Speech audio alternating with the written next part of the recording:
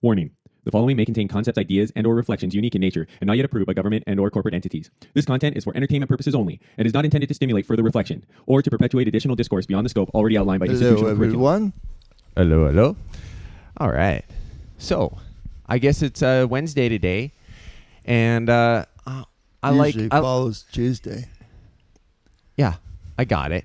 And the thing is I think sometimes it's good to change things up a little bit and maybe have a little bit of something different and fun on the Wednesday as a little hump day, get you over the hump. So suggesting it's going to be fun now puts a little bit more pressure and onus on you to entertain. I thrive under pressure, baby. Okay. So today we're going to be talking about the dream I had, which basically means I'm going to be talking. I'm going to be the dream analysis. You're going to be like Daniel, and you're going to help interpret.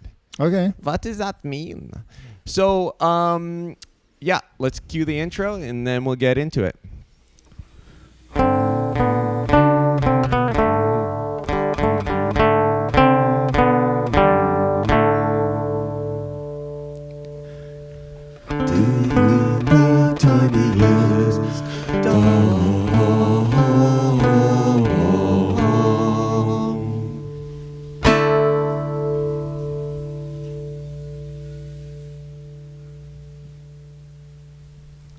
Okay, so first off, I love. You went to bed.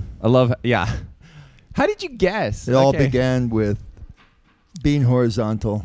Yeah, it helps. But I find that I love like lucid dreaming and stuff. It's kind of like great fun, and it's interesting to see the as long as it's more like a dramatic one, not like a horror flick. I don't really have too many bad dreams. I don't know. I guess reality is bad enough. If your reality is a nightmare, then your dreams should be much better because usually it can only go up from there. Yeah, my bad dreams usually involved either a grizzly bear, sometimes a lion, but not too often. Occasionally a horse, but definitely what, you had a petting probably zoo, spiders are going to be like tarantula. Is probably the most common. I find them the absolute ugliest and most repulsive creatures. I'd rather be bitten by a scorpion than have a I don't really. Tarantula. Yeah, I very seldom will I ever just dream of something like bad or disgusting that I'm experiencing. Lime water, by the way. Yeah. Anyways, so yeah, let's get into it. Hopefully, it's entertaining. It's not just. Well, I'm hoping that I'm going to be entertained. Okay, well, let's see if I can entertain you. All right. So the first thing, it starts out. There's like it's kind of a futuristic sort of city. Maybe the closest resemblance is kind of like layered over. I don't know, maybe like Seattle or something. The way that the interstate kind of like goes through the city. Right through, yeah. But it's kind of like it feels like a futuristic vibe. I don't know, like kind of like a Blade Runner or something. But for whatever reason, I've got this job inside this like megaplex sort of I'll just stop you just for a second because in a sense, Seattle is probably one of the most forward, if you want, cities. It has Microsoft. Yeah. It has Boeing. Yeah. It has, I think, Costco. Yeah, so maybe some of this stuff is subliminal. Well, also, it is a setting for the second book I'm writing. So maybe that's kind of subliminally set in there too. So anyways, I'm working in this real like corporate job. Now, like in my history, I never really worked in a corporate job, but it's kind of like a financial institution that's like in this huge megaplex mall. Like it's just massive. It's kind of like almost like a city within a city kind of thing. And I kind of just get into my head because they got like the security guards come by every now and again and to pick up the day's money for this. It's like a financial institute, but they also have like they're selling vehicles, they're financing all this. So there's like a lot of money rolling through. So cash has come back into vogue then in this futuristic. Well, I said it looked futuristic. Yeah. I mean, I don't know if it's futuristic. It's my dream, right? But anyways, so they got and it gets into my head that like I'm gonna rob this place, and so there's like a big duffel bag of cash. And you and Mama are in my dream, right? Okay. Mama should be happy because she's a lot younger.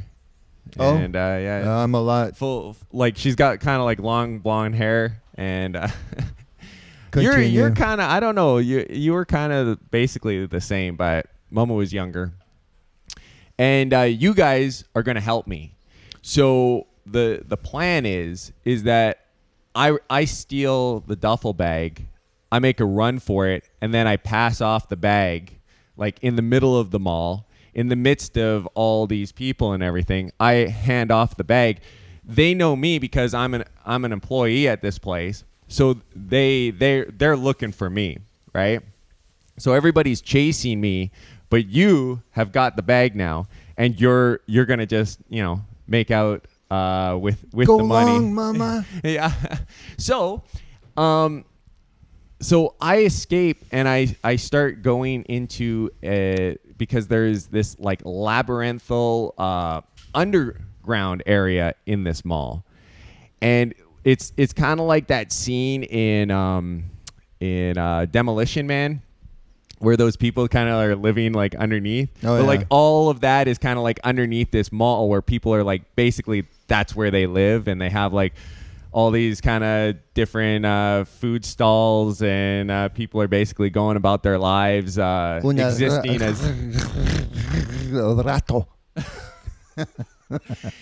and It's pretty good.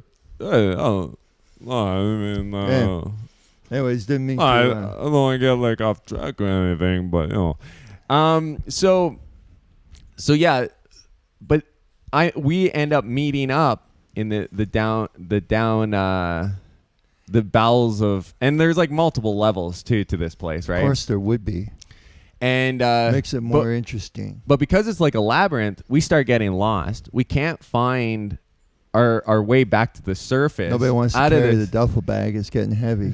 Well, you're still carrying it. You're a trooper. Yeah, that sounds like about right. For some reason, I knew exactly how much money was in it too. It was like $94 million. And in my mind, I was like, "That's still buy something in the future." Because we're working together on this, I'm like, are we gonna just split it right in half, or is this gonna be like, we're getting like 1/3? Because Mama's not really doing anything. So I'm like, am I an asshole because I think that we should just split the money right down the middle, and you and Mama get the one half and I get the other half? Yeah. And I was like, should I bring it up? And I'm like, let's just get out first, and then we can bicker about how we're gonna split up the money.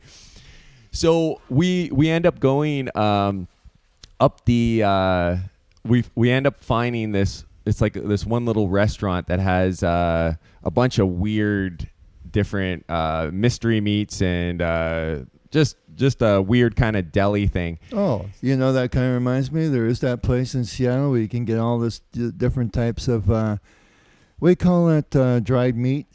Like there was alligator meat and all this other stuff. This exotic meat, all dried up, and we call that dried meat. Jerky. Boy. All right. Anyways, so yeah, we finally make it to the surface. We split up again because now we're trying to make it our way out on the surface level of the mall. And I end up crawling out of a bathroom window, and you're gonna just take the duffel bag and like walk right out the front door. So I'm booking it, and I'm in the parking lot already, and then I'm looking back towards the mall entrance, and I'm like, you guys should be coming out already, right? But you're not. And so 12 monkeys, dude. So I'm like, shit, I got to go back and see what's happening, even though it seems like they're looking for me, so I could be screwed. when I get there, because this place is like a city, they've got like mountains of all of these like luggage, bags, all this stuff. And they've got this huge detail of like maybe 30, 40 police officers and guards who are just like going through these mountains of bags as people are trying to exit the mall, but they need to process it. So I'm like, oh shit, they're gonna find the money in the duffel bag. I see you just standing there with Mama. You're like, I'm like, what the hell are you doing? You're just waiting there, and I'm like, they're gonna open. If they open the bag, they're gonna see the money. Like, what are you waiting for here? Like, we have to make a run. So I'm for in line waiting to get processed. And you just got the bag, and you're like, and so I'm like, because it's such chaos and there's so many people around, nobody's looking at us right now. So I say, give me the bag back, right? And I'm just gonna make a run for it. As soon as you give me the bag, I just bolt, and people are already looking at me, and they're like, they're starting to chase me. They're terrified. So apparently, I've got this weird contraption that's like, it's a. At first, I thought it was like those shoes that have like the kind of like they got like a little roller thing inside the shoes. They're not like roller skates, but they're just. Yeah. And so at first, I thought it was that, but they're like it's like super thin metal that's like rotating incredibly fast, and I just have it on my one foot. So when I'm standing, I'm like standing on my. Like the other foot is standing on there, and this thing is like super fast. So I'm just it sounds like you got a little bit of Back to the Future going on. Yeah, like a hoverboard, but like super tiny because it just fits just underneath my shoe, and it's basically almost completely hidden. So I'm like flying down the street with this duffel bag full of cash. Now, you guys are gonna meet me at this other location. To get out of the mall, there's like. It's a traffic light, but like there's this spinning tower that connects you with the different highways and everything. So when you're stopped at the light, you have to look, and it'll say like the connection that it's gonna make. So you got to wait for like your connection, because it kind of like rotates and spins and connects to different on ramps and off ramps. So it's like a multi-story kind of thing. That's pretty futuristic, right? Can't wait till that comes. So, anyways, I finally get out of this area, and so because I'm fairly mobile, I'm able to just like I'm probably like whipping around. I'm just like curious, but 60 how far miles an into hour. this dream are we now? It's close. Okay, right. So then I know when you talk about dream, it always is kind of like because I think everybody's dream is so personal that it's one of the things you can share, but it's not the other person's not going to really feel. What you felt a lot of it's visual too, right? Right. But anyways, so then I guess this is where we're supposed to be meeting, is like this huge industrial park that's like just it's so massive it kind of like blots out the like there's all these like pipes and bars and smokestacks and everything. So once you kind of like get into this area, you're just in these like dense alleyways of industrial mechanization and all this other shit. Can you still see the sun, or did they blot that out? No. It's like you're completely covered in this kind of like warehouse labyrinth thing, and so we end up kind of like meeting up, and then we're crawling through these sewer systems of this industrial park, right? Trying to get through. We end up finally getting to this location where it's like it's a weird sort of I don't know, mining operation or something that they have, and there's one door that's got this huge circular wheel, like one of those kind of like the type of locks that they have on submarines, where you turn the crank and it opens up, but it's like huge reinforced steel. And so inside there's all this like weird futuristic sort of equipment and stuff, and at the time, I think it's just like a mining operation, like a deep underground mining. Oh, so now you got a little bit of Total Recall going on. Total Recall now. Yeah. See, I think you just had a compilation of all the movies you've ever seen that were sort of like dystopian or futuristic. So then, but we're kind of like stuck now.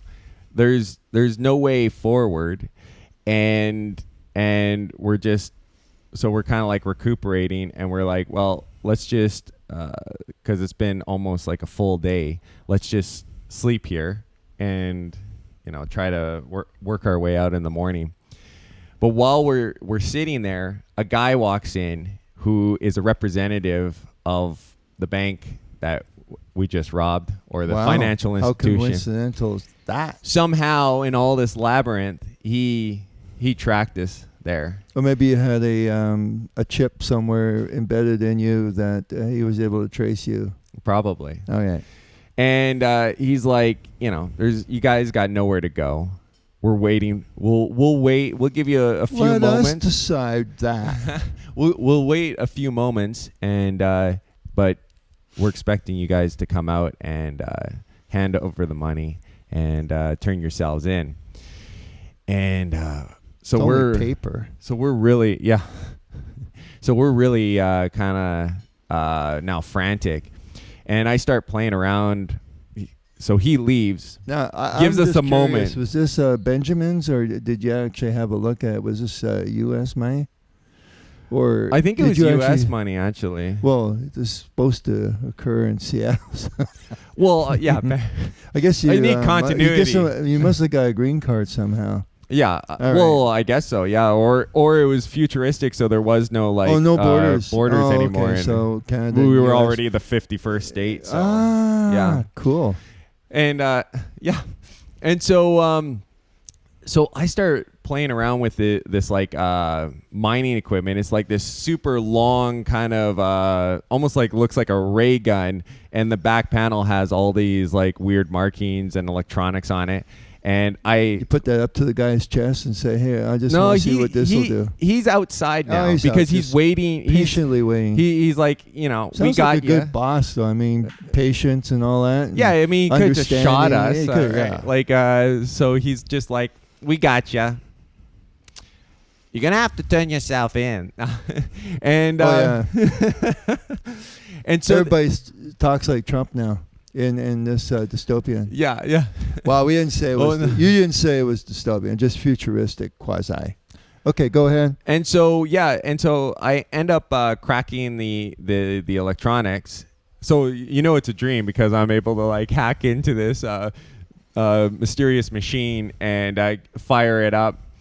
And so I fire it up, and all these lights start flashing and everything.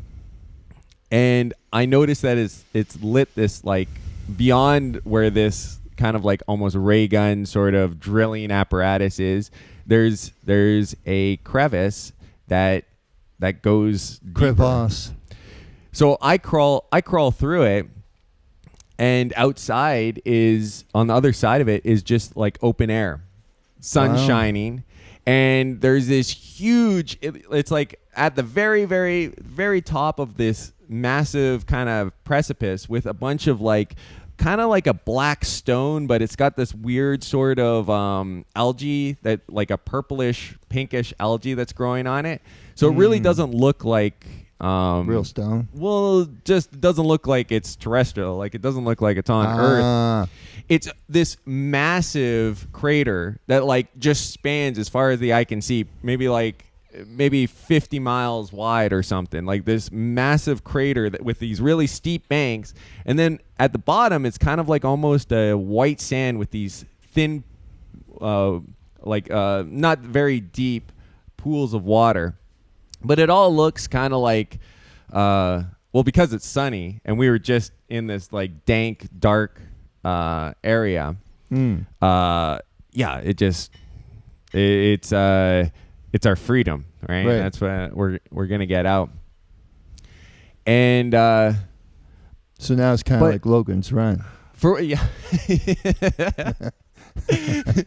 But for whatever reason, we're like, it's such an open space out there. We're like, we need to wait for nightfall before we go out. So we're gonna wait to get out of this place.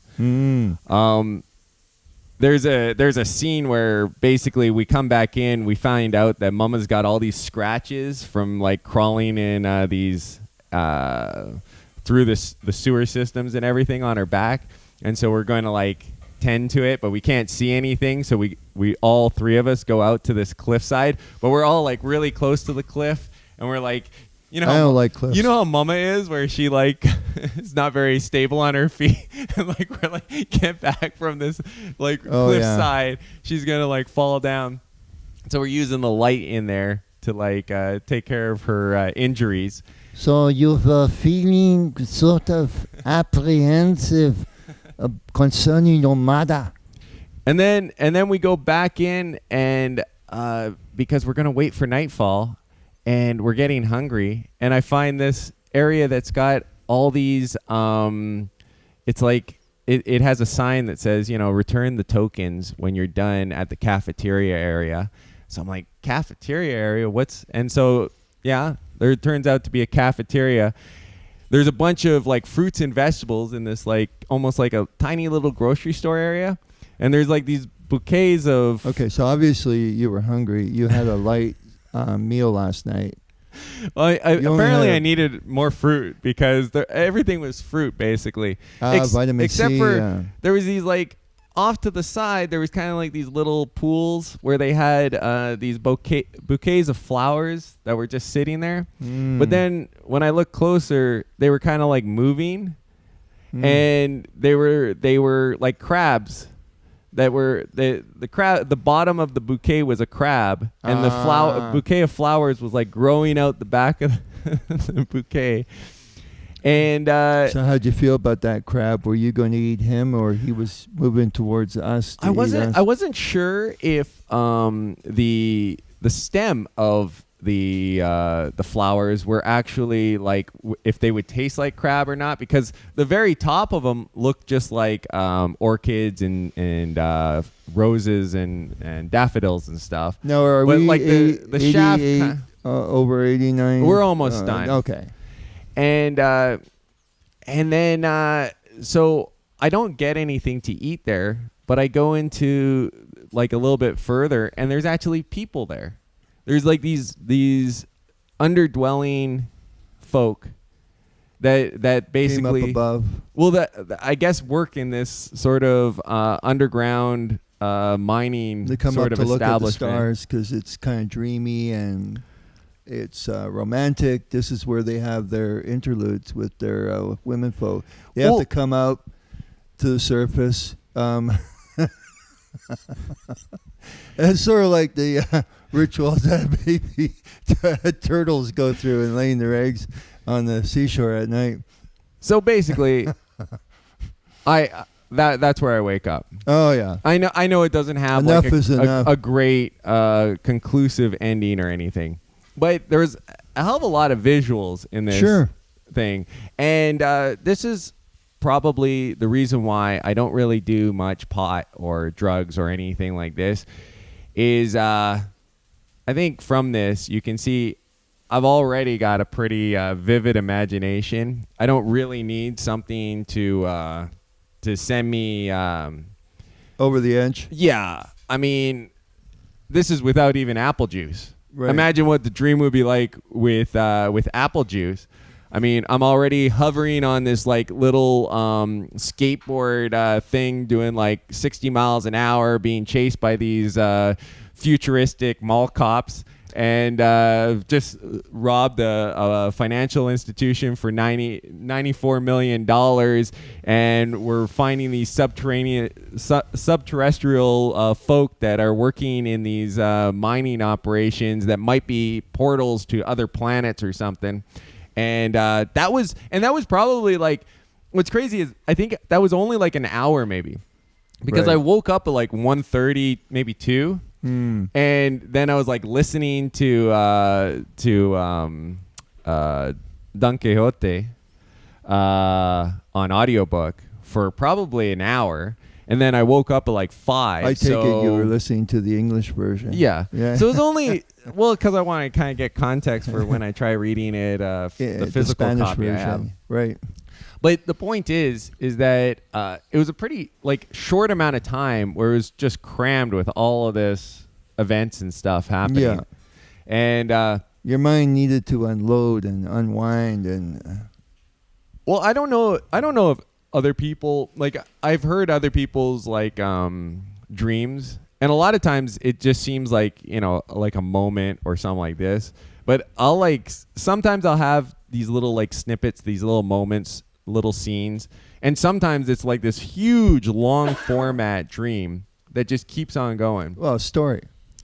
Yeah, like I wonder if, because what I've been doing, like I'm not watching a whole lot. Like I don't watch really many movies or anything anymore. I'm not really watching too many programs. Even on YouTube, I end up like No Sesame Street. No. No, I mean, mostly I'll be watching maybe like some fitness videos or something like that to kind of like maybe get inspired to go to the gym. But like, so I'm like doing these videos, writing, listening to music, but I'm not really doing too much with like, I don't think I'm overstimulated. And I kind of wonder whether back in the day, people used to dream a lot more vividly and like with a lot more like of a story that's happening rather than just a bunch of lights and images. There was like some context to something. Well, I don't think there's been too many real analysis about, overall population, what type of people are more inclined to have dreams. Does everybody have, from time to time, lucid dreams? Well, because I kind of wonder whether like, and maybe it's just because I had a wild dream, but I wonder whether sometimes it's a test of how healthy your subconscious mind is. Because if you think about it, you're not dealing with any stimulus, so basically your subconscious mind is kind of like running wild a bit, right? Yeah, it's. And I think in some cases, the more coherent a dream is, I know that this dream wasn't necessarily like incredibly coherent in the sense that like it wasn't like a well-written book or anything, but one scene did connect to the other. Right. In a sense, we were still running away with money for like a good portion of it, and there was a kind of a logic behind it. Yeah. Right. So good job, We subconscious like money. brain. Money, good. Good. We need money. Why not include that in the dream? No, but it's interesting because sometimes I wonder if your like attention span is really short, how could you have like a long format lucid dream? I mean, what you're used to consciously is like really short. Like yeah, I have a snippet bits. of maybe, I think it must be like about a 10-second dream, but I mean, there's a lot packed in there. Yeah. I think writing though is probably increasing that as well, because the more I'm writing, the more that part of the brain is like just getting used to connect one scene to another scene to another scene. So it's just interesting that our brains could be kind of like fluid in that way. That like, because I guess the question is, can we train ourselves to guide our dreams a little bit? And I think it's possible because it's, like you were talking about how many things like related to maybe like there's a little bit of Blade Runner in it. There's a little bit of Demolition Man. There's a little bit of Total Recall. Yeah. So all of these things are kind of like being woven together. What's I'm kind of happy with is at least they're all seeming to be kind of in the same genre of movie. Right. Right. It's not like goes from that to like Robin Hood or something. It's yeah, like, or now you're in a comedy. I'm a rom-com. Yeah, I'm Jerry Seinfeld, and I'm doing my sitcom. Oh. What's the deal with... The only thing I think dry cleaning is when you scratch a little bit of with your nail. Anyways, Serenity Now. I think actually is that, it's pretty long. Yeah, I think we forbeared forebode. I'm kind of curious how boring this one was. Well, it's kind of a no, but you know what I think right? is really important in this is that we could show the multifaceted us. That we're not just going to gripe about the system and no, because I think it's who knows, it's maybe we'll good do to an exercise video. But well, we have to do we don't that have we don't have any females yet, so maybe I out of all the views, 100. 100%. Oh, you know what we should do? We should get male. one of those glasses that we could take, and record them while they're working out.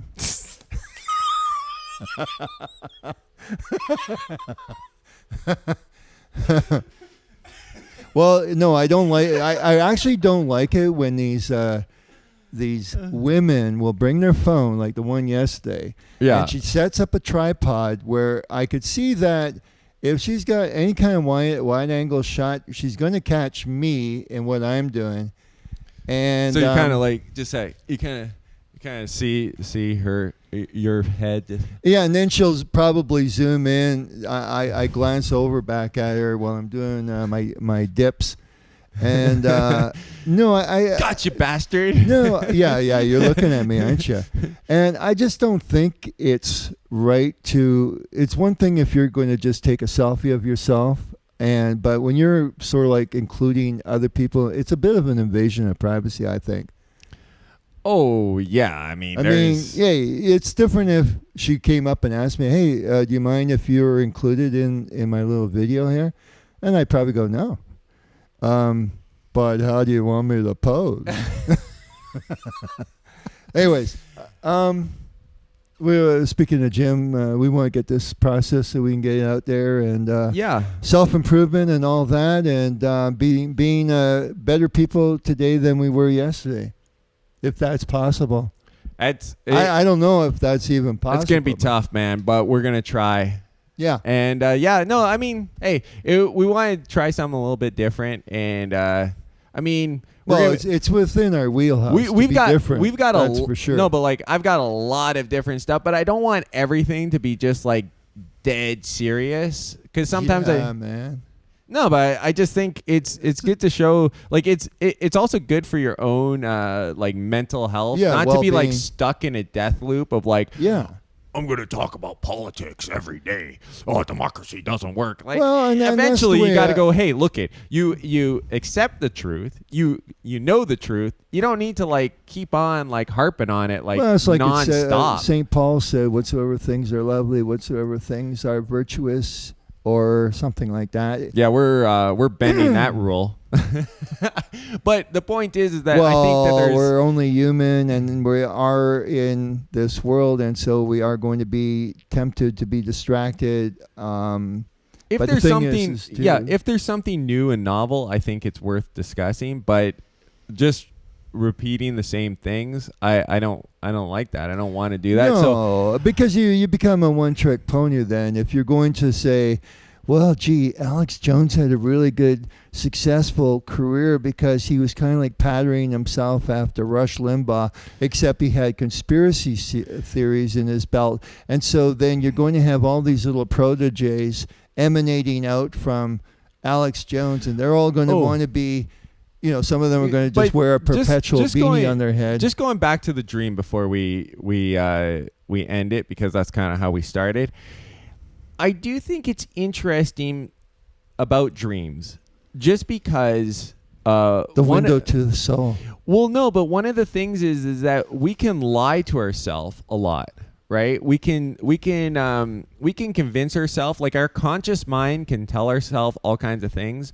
But what's interesting about a dream is that all this weird shit could kind of like come out of you, right? And Neo, you've been living in a dream world, and you're not getting you're not getting that veneer placed over it. So I kind of like wonder if you can really exercise that part of your brain that controls dreams if you're getting like a little bit of a new perspective on how you might think or how affected you could be by a situation, it's kind of hard to tell yourself if you just dreamt about something. Oh, I didn't care about what that guy said. And then the entire dream is dreaming about like this person and what they said and how they felt, and you're stuck in this like dream loop with this person. You can't really lie to yourself anymore and go, oh yeah, that didn't affect me, because clearly it did. Yeah. The balance is that the perspective of optimism is a little bit different than someone saying, if I just basically can manifest this change in myself, I feel like I'm a donkey. I feel like I'm a donkey. I walk, I eat, I like hay. You're just making an ass out of yourself. Are you talking about Pinocchio? Yeah, but he was a happy lad until the day he lost his strings, and then everything got complicated, man. Yeah, but what was the point? So you had Geppetto there guiding him. Okay, man. Don't get distracted. What was the point of what you were saying, though? Well, the balance between, even Christ talked about, as man thinketh in his heart, so is he. And so, yes, they're very important to capture your thoughts or be guardian to your own thoughts and not delve into things that are dark and sordid. Don't be afraid to look at that kind of shit. But for your own, better state of mind is to, as a routine. Now, the other part is these people that believe that you can manipulate the material world through your brain. No, I get. The quantum mechanic. Yeah, for sure. But I guess what I'm talking about is sometimes your dreams it's like doing a test on the pH of your brain, in a sense. It's not like manifesting your reality and like how you think. Oh yeah, you can. If you're dreaming about dollar bills when you sleep, you're gonna be making money when you're awake. It's not about that. It's about. This isn't supposed to be a 3-hour. No, I know, but I'm just saying, because it seems like you're not understanding that. What I mean is it's a good way of knowing what is happening in the back of your mind. Yeah, but I'm not contradicting what you're saying. I'm only adding to it. I'm only adding that other facet. It sounded like you were talking about like manifesting something, I'm not talking about that. I'm just saying that like I know you're not talking about. But you can get like a sort of perspective, because consciously we might not be thinking about something, but like when we dream about it, it's obviously in the back of our head. And like I've had that with like work. I mean, I'm sure everybody has had dreams about work. When you do something repetitively so much, you end up dreaming about doing the damn job. Those are like the worst dreams. Oh, sometimes I'll have a dream about an employer that I haven't worked for maybe in 40 years or something. But it shows how much how much this stuff stays with you, basically. Yeah. It's like your conscious brain feels like you've completely moved on from something like that, but when you dream about it, it shows how much it's still hanging around in your thoughts. Well, because it was a prison sentence in a way. It's not something you enjoy doing, working for somebody else, unless you just happen to be born a follower, and I'm clearly not. Well, and I'll just leave it maybe on this last thing, but what I find really weird is we have these dreams that could be very vivid, very odd, with interesting visuals and all this other stuff. But when people are looking for like inspiration or creative inspiration, they seem to turn to psychedelics or something. When you're kind of like, well, are you tapping into your natural creativity? Because I feel like most people must have at least a baseline of creativity that they can foster naturally without having some like outside inspiration. Because to me, it's much I don't know. You feel like you're in much better control of something when you're basically doing it from all of it's coming from within. I'm not like taking something and having some outside voice Right. rattling around in my head like, Right. oh, take a look at these colors, you know? Yeah. But anyways, that's all. Yeah, I think there's some value if you believe that there is value in like having some just wild thoughts or creative thoughts that aren't necessarily completely linked to just the basic mathematical physical world. I think there's we don't want to go too far in one direction or another. We want to do that fine line where Balance. we're able to take that creativity and all these wild thoughts and then link them to the real world, and that's entertainment in a sense, or that's true art. Dun, dun, dun, dun, dun, dun. All right, I think we'll cut it there. I mean, that was long, so maybe hey, you know what the irony is?